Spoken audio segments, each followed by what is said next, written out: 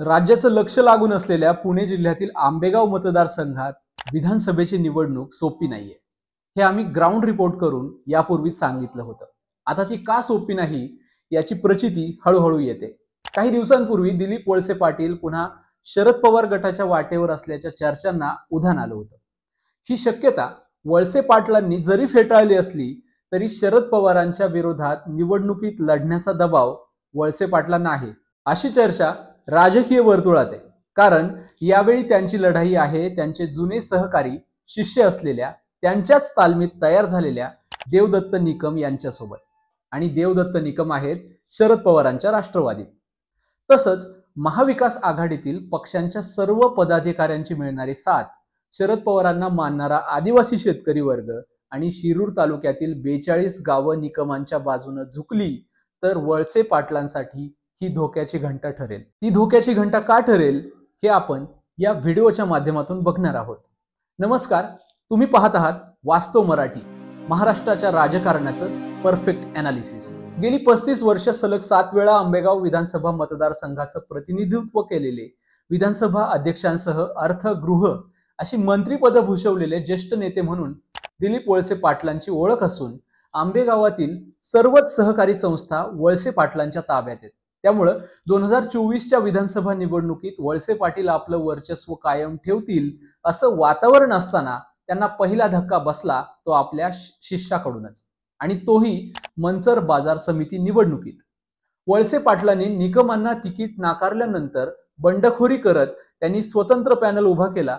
निकम यांना पराभूत करण्यासाठी दिलीप वळसे पाटील यांनी संपूर्ण ताकद पणाला लावली, पण निकम यांचा पराभव झाला नाही आणि देवदत्त निकम बाजार समितीचे संचालक झाले. त्यामुळं ही निवडणूकच वळसे पाटलांच्या पुढील राजकारणाला आव्हान देणारी ठरली आणि या निवडणुकीनंतर सुरू झाला गुरु शिष्याच्या लढाईचा नवा अंक. राज्याच्या राजकारणात फेरबदल झाले आणि मानसपुत्र म्हणून ओळख असणाऱ्या दिलीप वळसे पाटलांनी शरद पवारांनाच सोडलं आणि अजित पवारांच्या सोबत जाणं पसंत केलं. त्यामुळं शरद पवारांना मानणारे मतदारसंघातील शेतकरी आणि कार्यकर्ते दिलीप वळसे पाटलांच्या विरोधात गेले.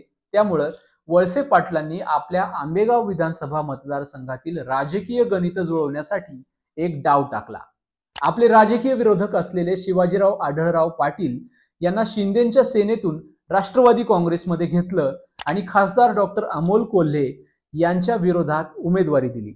ऐन लोकसभा निवडणुकीच्या तोंडावर दिलीप वळसे पाटलांना दुखापत झाली आणि ते आढळरावांच्या प्रचारापासून दूर राहिले. पुढे आढळरावांचा पराभव झाला. हा पराभव झाल्यानं आढळराव पाटील यांचे कार्यकर्तेही वळसे पाटलांवर नाराज आहेत, अशी चर्चा सोशल मीडियात आहे. वळसे पाटील प्रतिनिधित्व करत असलेल्या आंबेगाव विधानसभा मतदारसंघात अमोल कोल्हेंना 11,000 मताधिक्य मिळालं होतं.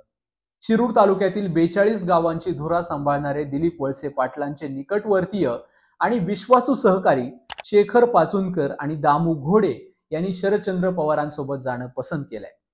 शिवाय शिरूर तालुक्यातील ऊस उत्पादक शेतकऱ्यांचे भीमाशंकर साखर कारखान्याचे सभासद करण्यासाठी घेतलेले पैसे आणि त्यांना अनेक वर्ष कारखान्याचे सभासदत्व न दिल्यानं शिरूर तालुक्यातील शेतकरी नाराज आहेत.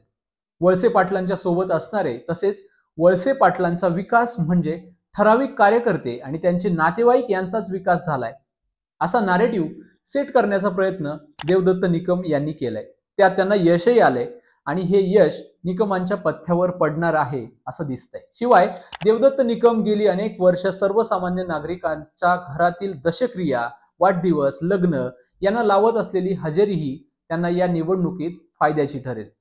तसंच गेल्या महिन्याभरापूर्वी भीमाशंकर सहकारी साखर कारखान्याची वार्षिक सर्वसाधारण सभा ही वादळी ठरली होती. यावेळी वळसे पाटलांच्या कार्यकर्त्यांनी दादागिरी करून आम्हाला मंचावर येऊ दिलं नाही. या सभेत वळसे पाटलांनी स्वतःची स्टिकर वाटून प्रचार केला असा आरोप देवदत्त निकम यांनी केला होता. त्यामुळं ऊस उत्पादक शेतकऱ्यांमध्ये निकमांबाबत सहानुभूती दिसून आली होती. तसंच शरद पवारांनी जे जे सोडून गेलेत त्यांचा प्रत्येकाचा हिशोब होणार असं बोलून दाखवल्यानं शरद पवारांनी वळसे पाटलांचा पराभव करण्यासाठी मास्टर प्लॅन आखलाय अशी चर्चा आहे. त्यामुळं शरद पवार, खासदार अमोल कोल्हे, शिवसेना प्रमुख उद्धव ठाकरे, पक्षाचे जिल्हा प्रमुख सुरेश भाऊ भोर, तालुका प्रमुख दत्ता गांजाळे यांनी एकत्रित येऊन सुरू केलेली निवडणुकीची रणनीती हे सगळं पाहता वळसे पाटलांना ही निवडणूक अवघड जाण्याची शक्यता आहे.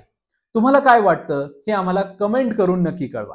शिवाय व्हिडिओ आवडला तर चॅनलला सबस्क्राईब करून व्हिडिओला लाईक करायला विसरू नका. पुन्हा भेटू नव्या विषयावर बोलण्यासाठी. तोपर्यंत नमस्कार. पाहत रहा वास्तव मराठी.